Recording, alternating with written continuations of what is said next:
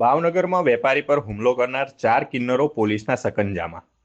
ભાવનગર શહેરના સેલારસા ચોકથી railway station road પર મોચીકામ કરતા એક વેપારી પાસે 4 કિન્નરોએ 100 રૂપિયાની માંગણી કરી હતી। વેપારીએ ₹20 આપતા તેઓએ લેવાનો ઇનકાર કરી વેપારી પર હુમલો કર્યો હતો।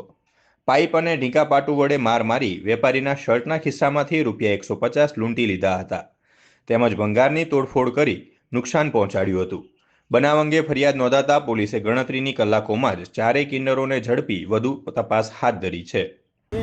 આ દર રવિવાર આ પાવે લોકો આપસ આવે છે અને 50 રૂપિયા નો આપતી માંગ નો આપતી તો માત્ર અને હથિયાર વડે હુમલો કરીને માનસિક આજે કોણે તમને માર્યા? કેટલા જણા હતા? એ હતા 7 જણા હતા, કોણ હતું અને મારી ઉપર એને હથિયાર વડે હુમલો કરે એને આગળ હું અત્યારે મને નથી કહ્યું, હું બૂટ પાલિશ કરું, હું બૂટ પાલિશ વાળા આગળ હું રૂપિયામાં માંગ્યા મેં ન આપ્યા તો મારી સામે બધા હથિયાર કાઢીને મારવા પડે મારી